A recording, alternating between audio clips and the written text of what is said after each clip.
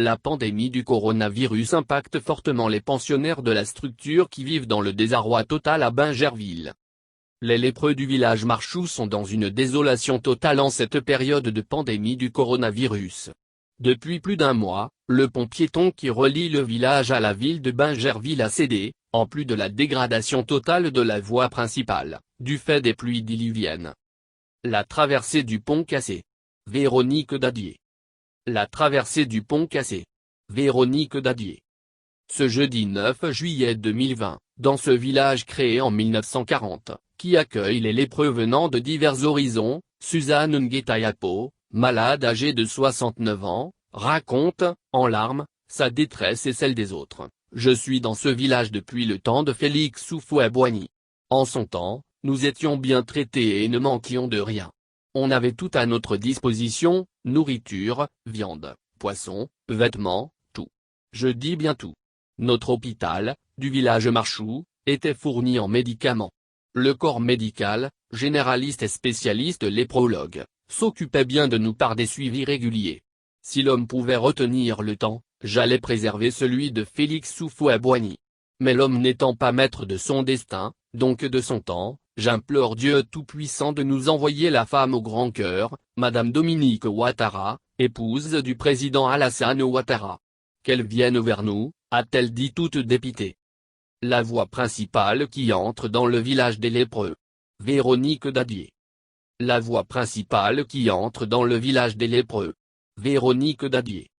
En effet, selon des témoignages recueillis sur place, du temps du président Félix Houphouët-Boigny, les 400 lépreux du village Marchou et leurs petites familles avaient tout un système d'assistance pour qu'ils soient heureux et ne manquaient de rien.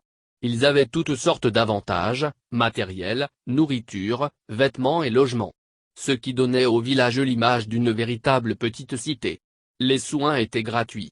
Des infrastructures communautaires, écoles, et de culte, mosquées, églises, ont été construites pour eux.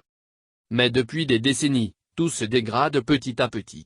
Plus rien en termes de vivre et non-vivre n'est offert à ceux qui sont restés. Au nombre de 6, ces malades invalides dont l'âge varie entre 63 et 90 ans qui vivent dans une précarité extrême, appellent l'État ivoirien et des organismes de bienfaisance à la rescousse, a insisté Dame Suzanne Ngueta. Elle plaide également pour la reconstruction du pont piéton détruit par les eaux de pluie. Notre pont piéton sur lequel nos enfants passaient pour rejoindre la ville afin de faire de petits boulots, a cédé par la force des eaux. Nous vous en supplions. Venez nous aider car nous ne savons plus vers qui nous tourner. La maladie qui nous a rendus ainsi est la force de la nature. Nous ne l'avons pas achetée. Pardonnez, pensez à nous comme vos mères et pères. Marchou traversée du pont cassé, Véronique Dadier. Marchou traversée du pont cassé, Véronique Dadier. En attente de personnes de bonne volonté. Depuis la disparition du président Félix Houphouët-Boigny, en 1993, les choses ont commencé à dégringoler pour les malades du village Marchou. De 400 en ce temps-là, il ne reste que 6, aujourd'hui. La majorité de ces malades est décédée. D'autres ont quitté le village, parce que ne pouvant plus supporter la souffrance. Nos malades ne vivent que de dons de personnes de bonne volonté, d'ONG et de religieux. Aujourd'hui, le village revendique plus de 400 habitants. Tous, enfants de lépreux décédés. Ils sont nés dans le village et depuis, ils y vivent. Ici, se trouve une maman et un vieux qui n'ont véritablement personne à leur côté. Ils ne vivent que de dons. Pour les autres, ce sont leurs enfants qui se débrouillent pour nourrir leurs parents malades. Ici, l'activité principale est la pêche dont les fruits ne sont pas d'ailleurs commercialisables puisque ça suffit à peine à nourrir 2 bouches, c'est désolé le roi, chef du village. Une pensionnaire du centre Marchou, Yapo Ngueta Suzanne. Véronique Dadier. Une pensionnaire du centre Marchou, Yapo Ngueta Suzanne. Véronique Dadier. En cette période de coronavirus, les malades s'en sortent difficilement, tant sur le plan sanitaire que celui de la nourriture. Aujourd'hui, quand un lépreux tombe malade, nous ne savons quoi faire car il n'y a pas de médicaments pour les soins. Le plus souvent, quand un bienfaiteur arrive, nous lui présentons l'ordonnance afin qu'il nous aide. Le léprologue du centre médical est parti depuis 3 ans. Du coup, Le dispensaire uniquement réservé aux lépreux est devenu un centre de santé communautaire ordinaire, a-t-il souligné.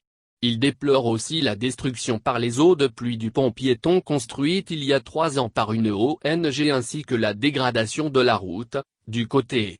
Ce qui rend difficile l'évacuation d'éventuels malades. Pas de route, le pont piéton est détruit. La construction du pont nous tient à cœur. Nous demandons aux bonnes volontés et organismes de bienfaisance de nous venir en aide. Nous sommes désormais enclavés, plaide le chef Leroy Louis.